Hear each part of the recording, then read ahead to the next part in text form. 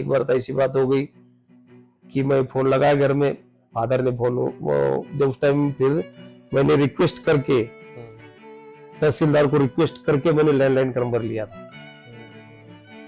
फिर मैंने एक बार फोन किया शाम के टाइम 7-8 बजे के टाइम, मेरा फोन लगा, हेलो बोला, 2-3 बात बोला और फोन कट हो गया। घर वाले पूरी रात सोए नहीं, बोला कुछ हो गया उसको। वो फोन लगाते रहे, फोन लगाने की वो लाइन डेड होगी। लगातार अटैक चल रहे थे क्योंकि आवाजें आ रही थी, सुना देखा, मैं बोला कहा पंगे में फंस गए।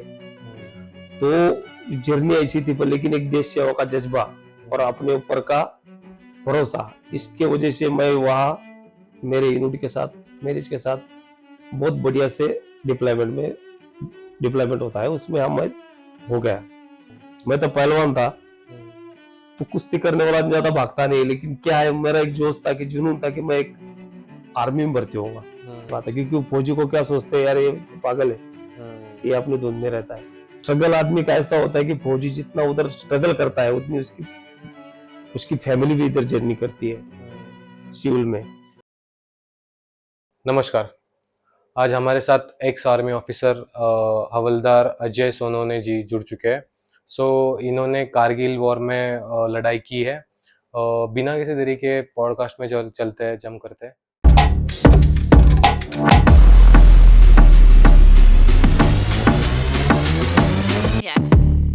नमस्कार। नमस्कार।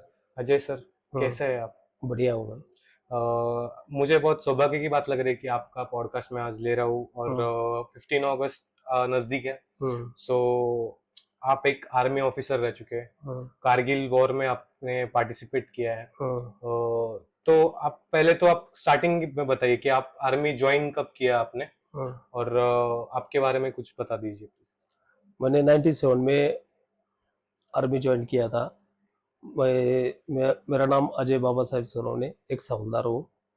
तो मेरा जर्नी रहा 24 साल करके सर्विस में सेना से निवृत्त हुआ हूँ। तो बात इस प्रकार है कि 97 में जब भर्ती हुआ, जब मैं बॉम्बे बीआरओ से भर्ती हुआ था, तो उसके बाद मेरा उन्होंने ज्वाइनिंग लेटर निकाला था आर्मी एयर डिफेंस का।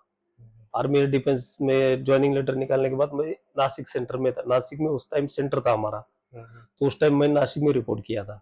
तो उस टाइम आर्मी एयर डिफेंस में मैं एक रिक्रूट के तौर पे मैं वहाँ ट्रेनिंग करने गया था।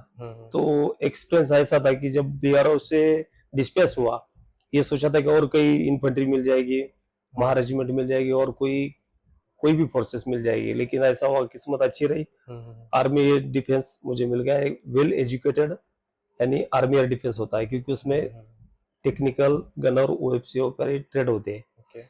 इसमें क्या होता है आपकी परफॉर्मेंस देख के रिटर्न एग्जाम में आपको उस बीआरओ में शिफ्ट किया जाता है, यानी वो सेंटर आपको दिया जाता है, बीआरओ से सेट करता है इस चीज को। तो मुझे वो नासिक सेंटर मिला था। जर्नी ऐसी रही, जब मुझे पता चला कि नासिक सेंटर मिला तो मैं लोकल का ही था, नासिक का। तो वहां से महाराष्ट्र में होने की वजह से और ज्यादा खुशी हो गई क्योंकि घर के नजदीक ट्रेनिंग करने मिलने वाला था। क्योंकि और बाहर सेंटर मिल जाता था मेरी दिक्कत बढ़ जाती थी, तो घर के मिलने भी आ सकते थे और मेरी ट्रेनिंग भी कंप्लीट होना था अच्छे से। तो उस टाइम बढ़िया से ट्रेनिंग हुआ। ट्रेनिंग का शेड्यूल हम सोचे थे कि सिविल में जब देखा था, पिक्चर देखते थे, मूवी देखते थे, हम ये सोचते थे कि आर्मी बस दिखावटी होता है, ये तो 2-2 मिनट की क्लिप दिखा दे, ऐसा दौड़ लिया वैसा दौड़ लिया। उसमें क्या होता है, आदमी को इतना एक्सपीरियंस नहीं आता क्योंकि मोटिवेशन तो होता है आदमी, लेकिन आदमी को क्या होता है, वो रियलिटी में जब जाता है आदमी, रियल लाइफ में, जो उसको वो पता चलता है कि ये दुनिया क्या है। वो गेट के अंदर अलग ही दुनिया होती है और अलग ही इंसान होता है। क्योंकि इस चीज को जो बोलते हैं हम, वो हमारे इधर भी बोलते हैं और आर्मी में बोलते हैं, जो अच्छे कर्म करता है वो सेना में भर्ती होता है। तो उस सेना में भर्ती होने का रीजन एक ही है कि जो खून में होता है सेना के लिए, वो देश के लिए, भारत माता के लिए अपना खून बहाने के लिए तैयार होता है। तो उस वजह से हम में भी जोश था। हमने देखा देखी पिक्चर मूवीज देख देख के हम भी सोच रहे थे हम आर्मी में भर्ती हो जाए। हमने बहुत स्ट्रगल करके आदमी आर्मी में भर्ती हुआ। ज्यादा स्ट्रगल तो हुआ नहीं, मैं नेशनल खेला, कुश्ती का प्लेयर था। एक्चुअली मेरा रेसलिंग में बहुत अच्छा करियर था। मैं स्टेट लेवल भी, स्कूल से स्टेट लेवल हुआ हूँ। तो उसके वजह से मेरा सिलेक्शन एक स्पोर्टमैन की तरफ से हुआ था। स्पोर्टमैन की तरफ से हुआ था, इसलिए मुझे ज्यादा दिक्कत हुई नहीं। हाँ स्पोर्ट कोटे में हुआ था। तो उसमें स्पोर्ट कोटे में होने के बाद क्या हुआ कि जब स्पोर्ट कोटे में मेरा सिलेक्शन होने के बाद मेरा बाउट लिया था उन्होंने कि चल भाई तू पहलवान है, ठीक है, दिख नहीं रहा तो एक मेरे पहलवान के साथ रेसलिंग कर ले, बाद में हम देख लेंगे बोला।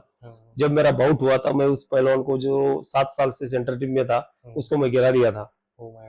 तो उसके वजह से मुझे वो कोच थे उधर, नाम नहीं बताओ, कोच ने तुरंत बोल टिक मार दिया, बोला ये होगा। उस टाइम महाराष्ट्र की एक ही वैकेंसी थी और उसके वजह से मैं सिलेक्शन हुआ था। तो वो सेंटर में गए। जब देखा हमने गांव देहात के आदमी है, ज्यादा कुछ मालूम नहीं था, जब सिटी में रहता है अच्छे हायर एजुकेशन में जब आदमी आता है तो पजर हो जाता है क्योंकि हमने गांव देहात का पूरा क्लाइमेट देखा था। तो सेंटर में आने के बाद हम ये सोचा नहीं था कि इतना डिसिप्लिन होता है, दिखाने को तो कुछ भी दिखा देगा आदमी, लेकिन सीनियर की 1 नंबर भी सीनियर होगा तो उसकी बहुत इज्जत होती है। उसके बाद उधर बहुत स्ट्रिक्ट होता है। 2 चीज में तो कोर्ट मार्शल तक हकदार होता है, चोरी और रेप केस में। उधर चोरी अगर कर लिया किसी ने और कुछ गलत काम कर लिया तो आपको बिल्कुल माफी नहीं, कोर्ट मार्शल हो जाएगा। तो ऐसी संस्था में नौकरी करना इतना आसान बात नहीं, बहुत स्ट्रगल होता है क्योंकि सीनियर होता है बहुत। जब अब गांव का आदमी होता है उसको कुछ पता नहीं होता, ना ड्रिल पता होती है, ना WT पता होती है, ना कुछ पता होता, कुछ हथियार के बारे में पता नहीं होता क्योंकि आदमी पढ़ता है, भर्ती हो जाता है। जब ट्रेनिंग का शेड्यूल देखा तो सुबह 3 बजे बाथरूम के लिए लाइन लगाना, 3 बजे उठना, 3 बजे से लेके 4:30 बजे नीचे उतर जाना, ट्रेनिंग 5 बजे शुरू हो जाता था, दोपहर में 2 बजे तक ट्रेनिंग करना, आना आधा घंटा खाना खाना, तुरंत भागना, तुरंत शाम की ट्रेनिंग 8 बजे तक होती। लगातार कम से कम ये 18 वीक यानी 18 वीक की बेसिक किया था और 32 वीक एडवांस किया था। तो ये शेड्यूल था, इतना स्ट्रिक्ट था कि एक अगर आप खाना नहीं खाओगे चलेगा, जूते में पॉलिश पक्का होना चाहिए। जूते का पॉलिश, आपका टर्नआउट देखा जाता है, आप कितने डिसिप्लिन में हो। सेना की सब बोलते हैं ना 3 चीजें सेना की सबसे खतरनाक होती है, एक डिसिप्लिन, एक जूता और एक वर्दी। टर्नआउट आदमी का सही है तो आदमी कई मार नहीं खा सकता, और आपका बिहेवियर और टर्नआउट, आपके जज्बा, इसकी वजह से हमने उस ट्रेनिंग सेंटर में जोर शोर से ट्रेनिंग किया। तो उसके ट्रेनिंग उसके बाद में हमारा कसम परेड हुआ, हमको फिर यूनिट मिल गया था। फर्स्ट यूनिट मेरा श्रीनगर में था तो मैं उस यूनिट में चला गया। यूनिट में जाने के बाद 99 का कारगिल वार आ गया, अपना थपरी मच गई, छुट्टी क्या था, छुट्टी सबकी कैंसिल हो गई थी, तुरंत वापस रिपोर्ट करने लगा। हम उसके पीछे पीछे हम भी चले गए। तो मैं तो नया ही था, मैंने तो ये चीज देखी नहीं थी, फर्स्ट टाइम था मेरा, क्योंकि मैं यहाँ से जब बैठ रहा था नासिक स्टेशन से तो झेलम एक्सप्रेस से बैठते, पुणे से आती मनमाड़ से बैठते। जब उस ट्रेन में मैं बैठा था तो मैं ये सोचा नहीं था कि श्रीनगर कितना दूर होगा, उधमपुर कितना दूर होगा, जम्मू कितना दूर होगा। क्यों? क्योंकि ये हमारा स्टेट छोड़ के हम कहीं गए नहीं थे, हमारा डिस्ट्रिक्ट छोड़ा नहीं था। पहली बार मैं जर्नी कर रहा था, तो ट्रेन की जो लॉन्ग रूट की जर्नी थी, डायरेक्टली जम्मू, डायरेक्ट जम्मू के लिए ट्रेन थी झेलम एक्सप्रेस। इधर उधर से बैठ गए। अभी उसमें मैक्सिमम पहले ऐसा टाइम था कि उस टाइम फौजी ज्यादा चलते थे, तो वो फिर साथों बैठे हुए फौजी बताए कोई बात नहीं, डरना नहीं, ऐसा नहीं वैसा नहीं, ठीक है भाई। तो वो जाने की जर्नी ऐसी रही कि जो हमसे जम्मू उतर गए रेलवे स्टेशन पे, उसके बाद वहां से ट्रांजिट से हम जाना पड़ता है। आप बाय सिविलियन जा सकते हैं लेकिन आर्मी वाले को बाय रूट जाने नहीं देता, वो QRT की प्रोटेक्शन के साथ ही ऊपर ले जाएगा आपको। उधर 3 दिन रुका था मैं, 3 दिन रुका, देखा उधर का माहौल, क्योंकि आना जाना लगा रहता है, ऊपर से नीचे, नीचे से ऊपर जाने आना लगा रहता है। तो वहां से जर्नी ऐसी स्टार्ट हुई। फिर उसके बाद फिर 3 वोल्ट होते हैं। फिर जब वो श्रीनगर ट्रांजिट कैंप छोड़ता है, वहां गया, अलग ही दुनिया दिखा, क्योंकि पिक्चरों में देखते थे श्रीनगर ऐसा है वैसा है, ये वो है। एक्चुअली उस टाइम देखा कि स्वर्ग का है बोला, जम्मू में ही वो JNK में है, स्वर्ग जैसा हमको माहौल लगा। लेकिन जहाँ वहां एक ड्रिल चल रही थी, जो आदमी ऊपर मरता है उसके लिए जब गार्ड ऑफ ऑनर दिया जाता है, तो उधर ड्रिल चल रहा था। क्योंकि इतना पता नहीं था, क्योंकि हमने सलामी शस्त्र सीखा था, मरने वाले का ड्रिल सीखा नहीं था। तो वो देखा उस टाइम, तो हम सोचे यार, मैं फिर को पूछा, बोला सर ये क्या चल रहा है? बोला जो ऊपर मरता है ना, बोला उसको यहाँ पहले सलामी दिया जाता है, फिर यहाँ से एयरपोर्ट से उसको उसे घर भेजा जाता है। बोला जब भी मेरे पैर डिले हो गए, मैं बोला कहाँ पंगे में फंस गया मैं। ट्रेनिंग तो कर लिया क्योंकि घर के नजदीक थे, इसलिए मुझे एहसास नहीं हुआ। लेकिन मैं ट्रेनिंग जब कंप्लीट करके जब यूरोप जा गया, तो मुझे लगा कि यार अभी क्या करूं मैं कम से कम 2-3 दिन खाना नहीं खाया। कारगिल वॉर में आपका क्या रोल था, मतलब आपने क्या कारगिल पोजीशन होल्ड किया था? वर्ल्ड में ऐसा होता है, हर किसी का टास्क बटा होता है। ऐसा नहीं कि आप अकेले जाके कोई चीज कर सकते हो। ये फिर पूरा कमांड कंट्रोल पे होता है। जैसा मैं हूँ, जब मेरा कोर था, मैं जहां मुझे डिप्लॉयमेंट मिला, हम उधर जाके खड़े हो गए। वहां जाके खड़े होने के बाद देखा तो भाई चल रही धपाड़ धपड़, क्योंकि जब गाड़ी आ रही जा रही, भाई मेला लगा हुआ है, पूरी दुनिया की फौज आके गिर गई उधर, क्योंकि क्यों जीतना था अपने को। लगातार अटैक चल रहे थे, क्योंकि आवाजें आ रही थी, सुना देखा, मैं बोला कहा पंगे में फंस गए। तो जर्नी ऐसी थी, पर लेकिन एक देश सेवा का जज्बा और अपने ऊपर का भरोसा, इसके वजह से मैं वहां मेरे यूनिट के साथ, मेरिज के साथ बहुत बढ़िया से डिप्लॉयमेंट होता है, उसमें हम हो गया। तो काफी नजदीक से लड़ाई देखी है। आपने काफी नजदीक से लड़ाई देखी है। हाँ। तो आपके सामने, मतलब अभी भी आपके दिमाग में वो दृश्य छपे रहेंगे। हाँ। तो उन दृश्यों को जरा शब्द में हमें बताइए प्लीज। बात ऐसी है कि छपे रहेंगे, जब अटैक होता है ना और शहीद होता है, तो ऊपर से लाने में बाहर कोई पोर्टर होते हैं या तो फिर जवान होते हैं। जब डेड बॉडी जब आदमी उठाता है ना, उसका दिल यहाँ से कांपता है, क्योंकि उसको भी लगता है कल मेरा भी नंबर पड़ जाएगा। ऐसे ऐसे एक्सपीरियंस देखे। फिर कारगिल वॉर चालू हुआ, पूरी इंडियन आर्मी ने जोर लगाया था उसमें, अकेले किसी ने जोर नहीं, सब इंडियन आर्मी लड़ी थी उसमें। ज्यादा रोल इन्फेंट्री, मद्रास इन्फेंट्रियों का था, क्योंकि वो पैदल सेना थी, हम तो तोप खाने के थे, इसलिए हम ज्यादा कुछ आगे चले नहीं गए, क्योंकि जो हमारा जो करती है काम, वो तो 20 किलोमीटर 10 किलोमीटर के रेंज पे काम हो जाता है। हमारे को जाने की जरूरत पड़ती नहीं, जगह पे से काम हो जाता है। एक लोकेशन मिलेगा, उसमें मार देना, बस वही बात हो जाती है हमारी। आप मतलब कैनन जो होता है, हाँ। गोला फेंक, हाँ। उसमें थे आप? हाँ। सो उसके बारे में कुछ बताइए कि आपने मतलब फायर कब किया, क्रिटिकल सिचुएशन कुछ क्रिएट हुआ वहां पे? क्रिटिकल सिचुएशन के बारे में बताइए। सिचुएशन ऐसा होता है ना, जब डिप्लॉयमेंट चलता है, तो हम सोचते हैं कि हमारे पास दुश्मन नहीं आएगा, लेकिन ये सबसे गलत होता है। जब आदमी बोलता है ना, गाफिल रहता है, जब भी दुश्मन अटैक कर देता है। तो वही चीज हुई थी उधर। तो हमारे इधर से क्या होता है, हम बिल्कुल अटैक में, यानी पहाड़ी पे अटैक मार रहे थे। पहाड़ के ऊपर फायर चल रहा था। पहाड़ के ऊपर। और एयर अटैक हो रहा था उस पे एयर अटैक उन्होंने किया नहीं था। नहीं किया। जो भी हुआ था इधर से हो रहा था, डायरेक्टली इधर से। हाँ, क्योंकि उतना वो उतने कंफर्ट जोन में नहीं थे वो। क्योंकि वो अगर हो जाता तो फिर बड़ा वार होना था। ये अंदरूनी लड़ाई चल रही थी ना, क्योंकि अपने हाथ में ये लड़ाई चल रही थी। चक्कर ये हुआ। अंदरूनी लड़ाई मतलब? अंदरूनी लड़ाई, इसका मतलब अपने इलाके में हो रहा था ये चीज। उनके जमीन पे होने से बात अलग थी। वो तो अपनी जमीन पे कब्जा कर रहे थे ना, तो इसकी वजह से अटैक चल रहा था। हाँ। मैंने सुना है कि अपने आर्मी में बहुत सारे ऑपरेशंस होते हैं, सीक्रेट ऑपरेशंस होते हैं, जो सीक्रेट तो आप बता नहीं सकते, राइट? बट बाकी भी ऑपरेशंस होते हैं, तो आप उनमें थे इन्वॉल्व, तो प्लीज आप शेयर कर सकते हैं तो प्लीज शेयर भी। बात ऐसी कि एक बार कानोई से जा रहे थे हम, छुट्टी काट के श्रीनगर के लिए।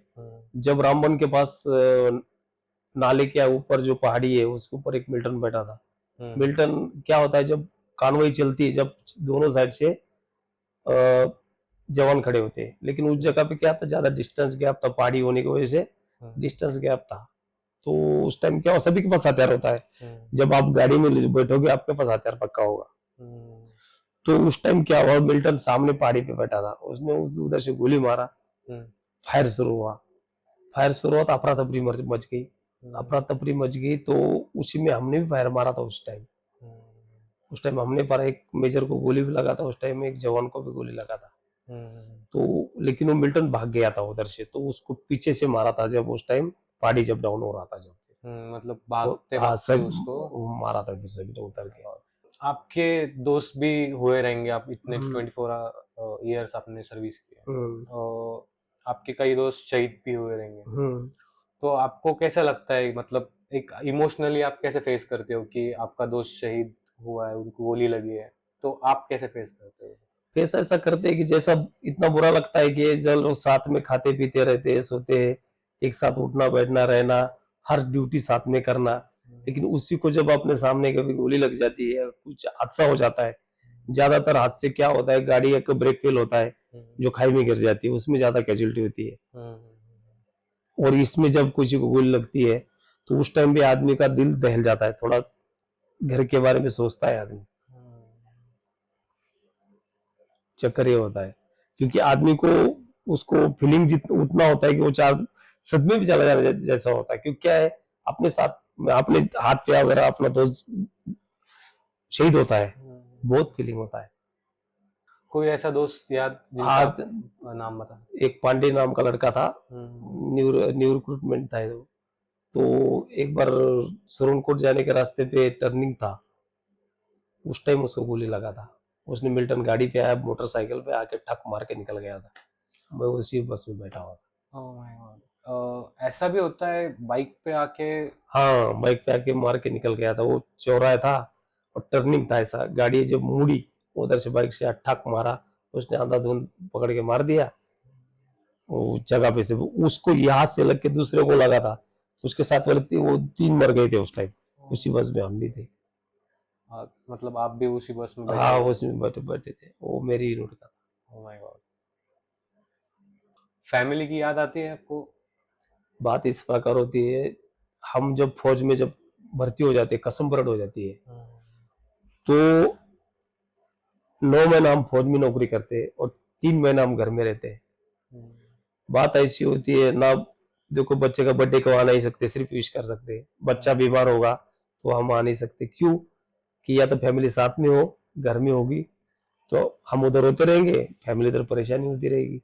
स्ट्रगल आदमी का ऐसा होता है कि फौजी जितना उधर स्ट्रगल करता है, उतनी उसकी उसकी फैमिली भी इधर जर्नी करती है सिविल में, क्योंकि बच्ची की स्कूल है, हॉस्पिटल है, और कहीं जाना है आना है, फैमिली को अकेले को करना पड़ता है।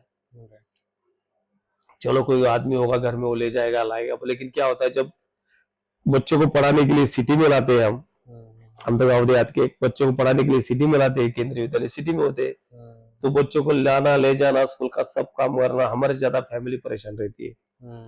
हम तो सिर्फ चलो पैसा कमा के उनको दे रहे, लेकिन उनको उनका भी लाइफ बहुत ज्यादा स्ट्रगलेबल होता है। तो याद इस प्रकार आती है कि देखो बच्चा छोटा होता है, 4 महीने आएगा तो बच्चा थोड़ा बड़ा हो जाएगा, और 4 महीने उधर होगा, 4 महीने और थोड़ा बड़ा, बच्चा पहचानने से इनको मना कर देता है। मेरे खुद के साथ हुआ है। मैं मेरा लड़का था, कम से कम 1 आध साल का होगा, जब उसको पापा को पता, उस टाइम जानते नहीं, ठीक है हंसता हंसता है, लेकिन जैसा मैं मेरा छुट्टी उस टाइम लेट हुआ था, 5-6 महीने बाद मैं एक बार तो 9 महीने बाद छुट्टी आया था मैं, कि वार वूर के टाइम में 9-10 महीने के बाद छुट्टी आया था। वो लड़का मुझे देख के डरना शुरू कर दिया, रोना शुरू कर दिया, बोले ये कौन आदमी आ गया अपने घर में। तो बच्चों को भी हम सब चलो, उसको पता नहीं पापा क्या कर रहे हैं क्या नहीं, मम्मी तो बता दी आपके पापा ड्यूटी पर है, ये वो है, और फिल्म भी देखते हैं बच्चे, लेकिन क्या होता है छोटे बच्चे के दिल में थोड़ा रह जाता है, तो उसको थोड़ा फील होता है बच्चों को। मतलब आर्मी ऑफिसर ही नहीं, आर्मी वाले की फैमिलीज भी स्ट्रगल करती है, करती है, लाइक देश सेवा, वो भी एक प्रकार से वो भी कर रहे हैं। वो भी कर रहे हैं। आपको मतलब आपको कुछ डैमेज नहीं हुआ कभी वॉर में वगैरह? मुझे चोट लगा था, अभी इधर कमर में लगा है चोट थोड़ा। एक बार सिलेंडर फट गया था। जो हम जो बम का बम होता है ना, उसको सिलेंडर बोलते हैं, उसको सिलेंडर होता है, वो फटने के बाद इधर लगा था थोड़ा। हैंड ग्रेनेड सिलेंडर वो फट गया था? हाँ, फटने के बाद जो उसकी लोहे वाला निकलता है, उसको सिलेंडर बोलते हैं, वो लगा था। क्या हुआ था उस टाइम? वो ऐसा यानी वो जैसा चल रहे थे तो किसी ने ग्रेनेड फेंक दिया था, तो धमाका होने से लग जाता है। इस बात है। आजकल की लड़कियां जो है वो शादी के लिए लाइक किसान हो या आर्मी वाला हो, उन दोनों से भी नहीं करना चाहती है शादी। रीजन लाइक कि आर्मी में तो जान जाने का चांसेस ज्यादा है, सो इसलिए। सो आप इस चीज को कैसे देखते हो? इस चीज को ऐसा देखते हैं कि देखो, मैं हर नौजवान से एक बात कहना चाहता हूँ, शादी का बात तो बात की है, लेकिन एक देश सेवा करना उतनी जरूरी है। अगर सभी ने ये सोच लिया कि हाँ चलो मैं इधर वकील बन जाऊंगा, डॉक्टर बन जाऊंगा, इंजीनियर बन जाऊंगा, देश की रक्षा कौन करेगा? हम सब सोचेंगे कि आज चलो हम अच्छी हाई फाई नौकरी, बैंक में नौकरी लग जाएगी, एसी में बैठा रहूंगा, आएगा कस्टमर, काम हो जाएगा और शाम को 5 बजे घर आ जाऊंगा। हर लड़के का सपना होता है अपना पति अपने साथ हो, लेकिन बात इस प्रकार है कि लड़कियों ने भी ये सोचना चाहिए कि देश की सबसे पहले देश, फिर बाकी सब। हम जब नौकरी की है आज तक, हमने फर्स्ट अपनी वाइफ को बंदूक को समझा था। इतना फैमिली को नजदीक ये नहीं कि बंदूक तो हाथ में रख के या 24 घंटे साथ में रख के सोते थे। एक फैमिली जितना प्यार करते थे उसको। तो इस चीज को लड़कियों ने भी गौर करना चाहिए कि चलो देश के लिए सबसे बड़ा बलिदान आज के लिए देश के लिए माना गया है। बोलते ना सभी के नसीब में तिरंगा नहीं होता, तिरंगा ओढ़ना हर किस्मत वाले का काम होता है। तो जब वो तिरंगे की, आज हम ही छोड़ो, हमारे से कितने योद्धा गए उससे पहले, कितनी लड़ाइयां हुई, कितने स्वतंत्र सेनानी गए, कितनों ने देश के लिए जेल की उम्र कैद नहीं पाई, देश के लिए मर मिटने वाला। तो ये हम भारत की जनता को मैं एक न्यू जनरेशन को कहना चाहता हूँ, शादी तो देखो लड़की आपको ना कर रही कोई बात नहीं, लेकिन देश सेवा फर्स्ट रखो। मैं बहुत जगह पढ़ा भी है, फर्स्ट माय देश, सेकंड माय फैमिली। पहले मैं मेरे देश के लिए हूँ, फिर बाद में मैं मेरे फैमिली के हूँ। अगर ये हर नौजवान में सोच आएगी, हम पीछे किसी से नहीं रहेंगे, ना कोई हमको आग दिखा सकता है। अगर ये जज्बा जुनून हर नौजवान लड़के में आ जाएगा, तो वो भी आर्मी में जाने का सोचेगा। कोई चलो कोई क्वालिफाइड होते, कोई अच्छी जॉब यानी हाई पोस्ट पे जाते, कोई बात नहीं, बड़े बड़े आईएएस अफसर आईपीएस बनते, क्योंकि उसके काबिल से बनाए हो। लेकिन क्या है, एक आईपीएस या आईएएस से वो उतनी बात नहीं सुटेबल होगी ना। इसके लिए आपको एक जवान बन के सेना में या तो अफसर बन के सेना में जाके वो आप निभा सकते हैं, क्योंकि हर बॉर्डर पे तो कोई सिविलियन जाएगा नहीं, जो भी एक जवान ही खड़ा रहेगा। बोलते हैं ना, जब एक जवान पूरी रात जगता है, हम सिविल में बड़े आराम से सोते हैं, तो आपको 1 मिनट की नींद नहीं मिलनी, मुश्किल हो जाएगी। यहाँ की तो माहौल बहुत बढ़िया है। अब बॉर्डर वाले गांव में जाके देखो, रात रात पहरा देते हैं दुनिया। घर में एक आदमी जगा रहता है, बाहर बैठा रहता है, क्योंकि कब कौन आएगा क्या होगा कुछ पता नहीं। हम सोचते हैं हम बहुत सेफ है, उनकी वजह से सेफ है, क्योंकि वो आज खड़ा है तन के। अगर वो सो गया तो दुनिया सो गई। गुलाम होने को 2 मिनट नहीं लगेगा।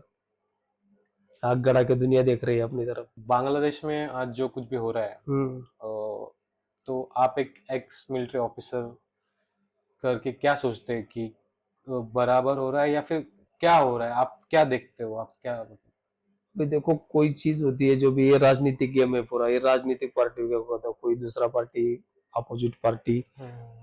बात इस प्रकार होती है कि अंदरूनी माहौल उनके खराब हो गए, क्योंकि सबसे पहले बेरोजगारी बढ़ गई। बेरोजगारी होने से बाद बगावत सामने आई। अभी 20 साल से वही प्रधानमंत्री थी, तभी उसको एक रात में उखाड़ के फेंक दिया, सेना का शासन आ गया। बात इस प्रकार है कि जब आप पढ़ोगे, कुछ करोगे, कई नौकरियां पैदा होगी, जब भी तो फ्यूचर बनेगा। तो आपस में झगड़ा करना पड़ेगा। आप बॉर्डर पे भी थे, राइट? सो बॉर्डर पे, एग्जैक्ट बॉर्डर पे क्या एक्सपीरियंस होता है कि लाइक आपको सामने दिखता है सामने वाला बंदा होता है या नहीं होता है? बात ऐसी है, बॉर्डर पे डिस्टेंस इतना होता है कि अभी बॉर्डर ही वैसी बनी हुई थी, जो बिल्कुल 50 मीटर के फासले पे उनका पोस्ट होगा, 50 मीटर के फासले पे अपना होगा। 50 मीटर कितना होता है, आदमी सामने से देख सकता है, खड़े खड़े देख सकता है, लेकिन तो पहाड़ी एरिया है, वो डाउन में हो गया, वो क्या कर रहे हैं हमको दिखाई दे रहा है, हम क्या कर रहे हैं उनको दिखाई दे रहा है। हर मूवमेंट यानी दिखाई देता है बिल्कुल, आप पिलर के पास जाके खड़े होके देख सकते हो। जैसा राजस्थान साइड में भी है, लोंगे वाला साइड, उस साइड में बॉर्डर है, मैं राजस्थान में भी रहा 5 साल। हाँ, हरकत तो क्या करते हैं जैसा भारत पाकिस्तान मैच होगा तो उधर जो अगर वो हार गए तो हार ही जाते हैं वो। हाँ वो हार जाते, उधर से शुरू हो जाता है, जीत जाते तो इधर शुरू हो जाता है। दुश्मनी ऐसी निकालते घर में, उधर तो ऐसी बात है ना। आप जम्मू और कश्मीर के हालात के बारे में क्या मतलब क्या कहना चाहते हो कि आप जब वहां पे थे हाँ, तो क्या हालात थे और अभी आप क्या देखते हो कि क्या चेंज हुआ है? अभी उस वक्त के हालात तो बहुत खराब थे जब हम उस टाइम गए थे। इतनी हालात खराब थी कि पहले बोलते थे कि आप यहाँ मत जाओ, वहां मत जाओ। जैसे श्रीनगर रह के हम डल झील तक नहीं जा पाते थे, ना कहीं आप कोई सिविल गाड़ी में जा सकते थे। आजकल इतना माहौल खराब था उस टाइम, क्योंकि क्या है, अंदरूनी जो उनकी जो ताकत है वो ज्यादा एक्टिव थी उधर। टेररिज्म। टेररिज्म जैसे ज्यादा एक्टिविटेशन था। तो उसके बाद अभी का माहौल ऐसा होगा जब ये सरकार आ गई, हर चीज को छूट मिल गई, जहाँ थे वहां दबा दिए गए, आराम से आप कहीं भी घूम सकते हो। जम्मू कश्मीर है, अभी जमीन भी खरीद कर मकान बना के रह सकते हो आप आराम से। ऐसे आपने बॉर्डर मूवी देखा है? बॉर्डर में देखा है मैंने। क्या सोचते हो आप वो मूवी देख के? मतलब अभी आप तो 1990 कारगिल वॉर में थे, सो तब तो मोबाइल व्हाट्सएप वगैरह नहीं था, तो वो जो गाना है चिट्ठी वाला, सो आप क्या सोचते हो मूवी देख के कि आपने जब पहली बार वो मूवी देखा कि आप एज ए आर्मी ऑफिसर, आपको क्या लगा? जब बॉर्डर पिक्चर देखा हमने, ये प्राउड फील हुआ कि जब इंडियन आर्मी का जो सोल्जर है, उस वक्त हम सर्विस में थे, तो इन सोल्जर छाती सीना फूल गया था कि देखो हमारे जवान पूरी रात लड़के सुबह तक उसका सामना कर पाए पाकिस्तान का। और आप तो उस संदेश आते, तो उस टाइम मोबाइल का तो फैसिलिटीज नहीं था, जो तो चिट्ठी चट्टी का ही था। हम भी जब उस टाइम फौज में थे, उस टाइम गांव में सिर्फ 3 या 4 लैंडलाइन के नंबर थे। हम जब फोन कर, जब बर्फ गिर जाएगी फोन करते थे, तो अगर उस घर में बताना पड़ता था पहले, एक दिन पहले, कल मैं शाम को 4 बजे या 5 बजे फोन करूंगा, 7 बजे फोन, उधर 6 बजे अंधेरा हो जाता है, 4 बजे या 5 बजे फोन करूंगा, तो घर वाले कम से कम 3 बजे जाके बैठ जाते कब फोन आएगा। ये चीज था। अभी इतना आगे चल के मुझे फॉरवर्ड हो गया, अभी सब ये बात कर सकते हैं, मोबाइल हैंडसेट है, वीडियो कॉल सब कुछ देख सकते हैं, कोई नहीं। वो जमाना अलग था, क्योंकि हैंडसेट मैं खुद उस टाइम वहां से जब मेरा टर्नओवर खत्म हुआ था 2003-4 में, तो मेरी पोस्टिंग मुंबई किया था, तो उस टाइम मैंने छोटा हैंडसेट लिया था बटन वाला, जब वो घर से बात होती थी उससे, जब तक मेरे पास मोबाइल नहीं था। अब एसटीडी से बात करते थे, अब कुछ टाइम तो लेटर भी लिखते थे, क्योंकि एसटीडी का कनेक्शन जब बर्फ गिर जाती थी, वायर वायर दब के टूट जाता था, तो एसटीडी से बात होती थी, वो भी कम से कम 1-2 मिनट करना, बस टिक टाक है। एक बार तो ऐसी बात हो गई कि मैं फोन लगाया घर में, फादर ने फोन, वो जब उस टाइम फिर मैंने रिक्वेस्ट करके, तहसीलदार को रिक्वेस्ट करके मैंने लैंडलाइन का नंबर लिया था। फिर मैंने एक बार फोन किया शाम के टाइम 7-8 बजे के टाइम, मेरा फोन लगा, हेलो बोला, 2-3 बात बोला और फोन कट हो गया। घर वाले पूरी रात सोए नहीं थे, बोला कुछ हो गया उसको। वो फोन लगाते रहे, फोन लगा नहीं, क्योंकि वो लाइन डेड होगी। फिर मैं दूसरे दिन शाम को जब फोन लगाया गया, वो डर गए, वो चक्कर ये हुआ था, ऐसी बात हुई। अभी तो बहुत फिलहाल माहौल बहुत बढ़िया है। एज अ आर्मी पर्सन मैं ये बोलना चाहता हूँ कि लाइफ जीना है, शेयर की लाइफ तो इंडियन आर्मी जैसी कहीं नहीं। अभी 15 अगस्त वहां पे भी मनाया जाता होगा। हाँ। तो आर्मी कैंप में 15 अगस्त कैसे मनाया जाता है? Independence day. इंडिपेंडेंस डे 15 अगस्त में ध्वजारोहण होता है, बस वही सेम प्रोसीजर से। एज अ आर्मी मैन आप हर रोज लाइक इंडिपेंडेंस डे हमारे लिए एक सिविलियंस के लिए इंडिपेंडेंस डे या फिर 26 जनवरी रिपब्लिक डे, वो 2 ही दिन हम लोग जाते हैं झंडे के सामने, बस उतना ही हमारी देशभक्ति निकलती है, बाकी तो लोग भूल जाते हैं। तो मुझे ऐसा लगता है कि आर्मी वालों को या फिर देश को जो सिविलियंस की रिस्पेक्ट चाहिए, जानी चाहिए, वो नहीं जाती है। तो आप इस बारे में क्या सोचते हैं? मैं तो बोलता हूँ रिस्पेक्ट तो देखो, एक आर्मी होता है जो अपना घर बार छोड़ के देश के लिए चला जाता है, तो क्या 4 महीने 5 महीने भी छुट्टी नहीं मिल पाती आजकल, छुट्टी के तो ऐसे प्रॉब्लम है। तो इंसान होता है ना, जब एक आदमी उस गांव से जाता था, अभी पहले हम जब भर्ती हुए थे, मैं गांव का फर्स्ट फौजी हूँ, जब भर्ती हुआ था, तो जब मैं ज्वाइनिंग लेटर आया था, तो जो आदमी मेरे साथ बात नहीं करता तो वो भी मेरे साथ बात करने लग गए थे, इतना रिस्पेक्टफुली था। उसके बाद जब मैं बेसिक ट्रेनिंग खत्म करके आया था, मेरे घर में बाद में गया था, 10 घर में चाय पिलाया जब उन्होंने भेजा था, और मेरे घर में कम खाना खाया, दूसरे के घर बुलाते थे खाना खाने के, ये लड़का आर्मी में चला गया। तो इतना रिस्पेक्ट था। लेकिन अभी देखो, कुछ होते हैं जो सोचते हैं यार ये फौजी है, कुछ नहीं, ऐसा ही है ये वो, लेकिन हम हर अपना अपनी जगह पे सब ठीक है, राइट। लेकिन हम नहीं सोच रहे कि, हम तो ये नहीं सोचते कि हम आपके ऊपर बहुत एहसान करेंगे, हम देश की रक्षा कर रहे हैं, लेकिन ये हमारा फर्ज था। अगर आपने आपके अपनी माँ तरफ कोई आंख उठा के देखता है तो आदमी गुस्सा आ जाता है, तो वो जज्बा, वो जुनून, वो जोश आदमी में होना चाहिए कि भारत माता तरफ देखे तो फिर उसके दो हाथ करने की हिम्मत होना चाहिए, नहीं तो सब सोचेंगे हम इससे दूर है, वो अलग बात है। रिस्पेक्ट तो देखो हर जगह रिजर्वेशन दे रखा है, लेकिन बात इस प्रकार है कि उसका उतना बेनिफिट फौजी को मिल नहीं पाता, क्योंकि फौजी को क्या सोचते हैं, यार ये तो पागल है, ये अपनी धुन में रहता है, लेकिन वो सोचता है, वो तो उसको ये नहीं क्या वो सोच रहा है वो पागल है, ऐसी बात नहीं, वो उसको सब पता है। आपने इतना बोलते हैं ना, कोस कोस पानी बदलता है, वो पूरी दुनिया का पानी पी के आया है। आप तो एक गांव का पिए होगे, उन्होंने पूरी दुनिया का पानी पिया है, उसको सब समझ में आता है, लेकिन क्या है, वो ज्यादा उस माहौल में रहा है, स्ट्रिक्ट माहौल में, डिसिप्लिन में, वो ज्यादा इधर दिखाना नहीं चाहता। बात है। सर्जिकल स्ट्राइक्स पहले भी होते थे, अभी जैसे हो रहे हैं, आपने मूवीज वगैरह देखे होंगे अभी भी, और लाइव भी जो न्यूज में आता है वो, तो वैसे पहले भी होते थे या फिर अभी भी हो रहे हैं? बस नहीं, वो तो जो सरकार के ऊपर डिपेंड होता है, जो आदेश का पालन होता है, जब आदेश मिल जाएगा चल देंगे। जिस टाइम वो सर्जिकल स्ट्राइक था, उस टाइम में उधमपुर में ही था, उस टाइम में हमारे यूनिट उधमपुर में थी। तो एक चीज है, जब वो सर्जिकल स्ट्राइक में 10 या 20 आदमी जाते हैं, लेकिन पीछे वाला बैकअप पॉइंट भी तो होता है उनको, पीछे वाले खड़े होने वाले, ऐसी बात होती है। सर्जिकल स्ट्राइक कैसे हो, मतलब उसको अंजाम कैसे दिया जाता है? सर्जिकल स्ट्राइक एक आर्मी सीक्रेट होता है, वो अपने वो अधिकारी के ऊपर होता है, वो उसके दिमाग से काम लेता है, जो ऑर्डर्स फॉलो करो वो चलते रहो। ये सीक्रेट कोई किसी को बताएगा, वो अधिकारी जाने, वो जाने, एक हेड को ही पता रहता है, बस वो सब बताएगा और आपको वो सब मैप दिखा देगा, आपको यहाँ जाना है, कैसा जाना है, आपको पता ही है। ये ऐसा नहीं कि आज ही निकला और आपसे सीक्रेट मिशन करने के, ऐसा नहीं होता।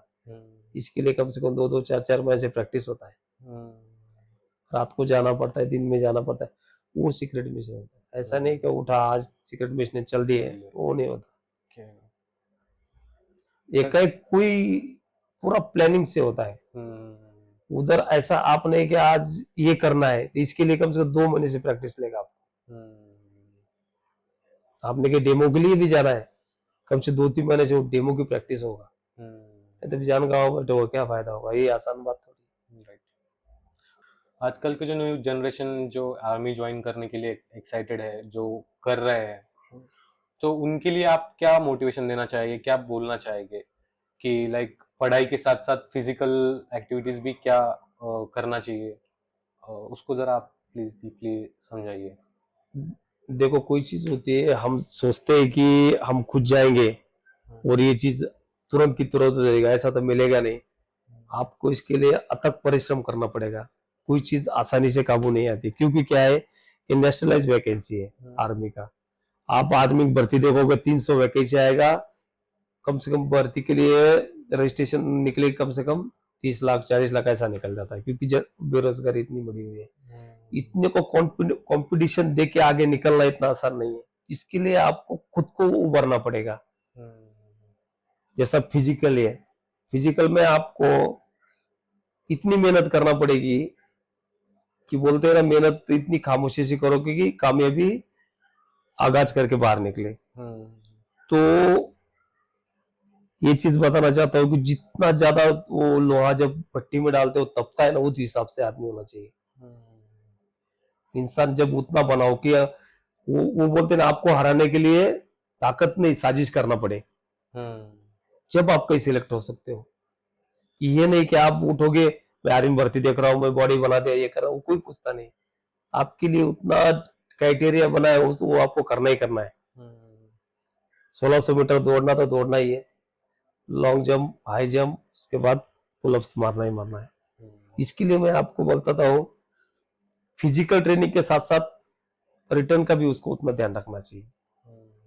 अच्छे इंस्टीट्यूट में पढ़ाई करना चाहिए, क्योंकि क्या है, ये चीज होती है, कुछ किताबों से आती है, कुछ क्या है हम पढ़ते हैं, वो पढ़ाई इस क्वेश्चन पेपर में काम में नहीं आती।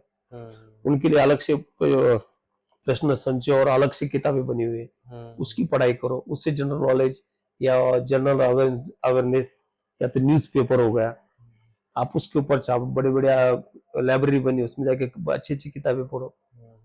पूरी बॉडी जितना प्रिपेयर करोगे उतना अच्छा रहेगा आपके लिए। और दूसरे का तो छोड़ो, हम अपना स्ट्रगल बताते हैं कि हमने इस भर्ती के लिए कैसे प्रिपेयर हुए थे। मैं तो पहलवान था, तो कुश्ती करने वाला ज्यादा भागता नहीं, लेकिन क्या है, मेरा एक जोश था कि जुनून था कि मैं एक आर्मी में भर्ती होगा। तो मैं वैसा पुलिस में भी हो गया था, एक बीएसएफ में भी हो गया था। ये 3 जगह कॉल आए थे, उसमें आर्मी में चला गया था। तो आपको एक चीज बताता हूँ कि मैं सुबह 6 किलोमीटर दौड़ता था सुबह। उस टाइम क्या था, 94 95 में पापा सर्विस करते थे, लेकिन उनके पास अलार्म घड़ी उनके पास ही थी। उस टाइम मोबाइल कुछ नहीं थे। जब आँख खुली, हम उस टाइम दौड़ने चले, हम 3 बजे दौड़ने चले जाते थे। उस टाइम तक जूते जाते इतने कुछ खास नहीं थे, बिना चप्पल के दौड़ते थे हम। 6 किलोमीटर जाना, 6 किलोमीटर वापिस आना, ना लाइट है ना कुछ, गाँव देहात का रास्ता, कच्चे रास्ते उस टाइम दौड़ना। उस चीज का इतना बेनिफिट हुआ कि जब मैं दौड़ में गया था, मैं सबसे टॉप रहा था। दौड़ में टॉप आ गया और मेडिकल में टॉप हुआ, उसी टाइम वो डॉक्टर बोल देते, तेरा काम तो सिलेक्ट हो जाएगा, क्योंकि रिटर्न निकालेगा। ज्यादा से कुछ ना कहीं कुछ किया। लेकिन बात ऐसी है, आज की जनरेशन को एक चीज बताता हूँ, इधर उधर मत भागो, एक चीज पे फोकस किया, उसी को टारगेट करो। आप बोलोगे ये नहीं वो नहीं वो, उससे नहीं होता। एक टारगेट, आप एक टारगेट चूज करो, लास्ट तक जाने तक आप केयर करोगे तो आप पक्का सक्सेस होगे। इस आपके इस बात से मुझे भी मोटिवेशन मिला कि मैं भी ये पॉडकास्ट कंटिन्यू करता रहूं रुकू ना।